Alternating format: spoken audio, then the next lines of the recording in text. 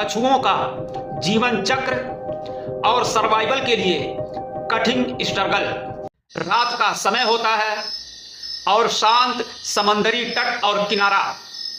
एक मादा कछुआ आकर रेत में अपने अंडों को दबा करके वापस समंदर में चली जाती है और अब यहीं से शुरू होती है एक नई जिंदगी की कहानी।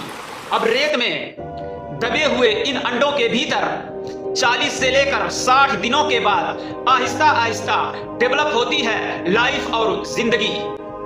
कोई देख नहीं रहा होता है लेकिन इन अंडों के भीतर लाइफ बन रही होती है और नेचर द्वारा दिए गए समय जब पूरे होते हैं तो इन अंडों को तोड़कर बाहर निकलते हैं नन्हे नन्हे छोटे छोटे बच्चे। और अब यहां से शुरू होती है असली जिंदगी की जंग और सर्वाइवल का असली खेल, द रन फॉर लाइफ। सामने है जिंदगी यानी समंदर और पीछे है खतरों का संभावना।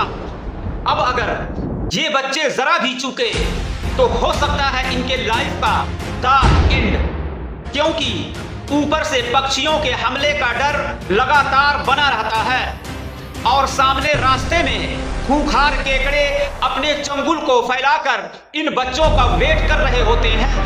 और इन सब के होते हुए इंसानी आर्टिफिशियल लाइट इन नन्हे मुन्ने बच्चों की दिशा और होराइजन को चुनने और समझने में बाधा डालते रहते हैं। अब इन बच्चों में से जो इन चैलेंजेस को पूरा कर लेते हैं तो वही बनते हैं समंदर के असली वारिस और जिंदगी के खेल के असली खिलाड़ी। और इन हजार कछुओं के बच्चों में से सिर्फ कुछ ही बच्चे बड़े होकर अडल्ट बन पाते हैं और बाकी रास्ते में शिकारियों के हत्थे चढ़कर उनका शिकार हो जाते हैं। और अधिकतर बच्चे सर्वाइवल के इस चैलेंज को पूरा नहीं कर पाते हैं और बीच रास्ते ही में उनकी लाइफ और जिंदगी की धागे को शिकारियों द्वारा काट दिया जाता है।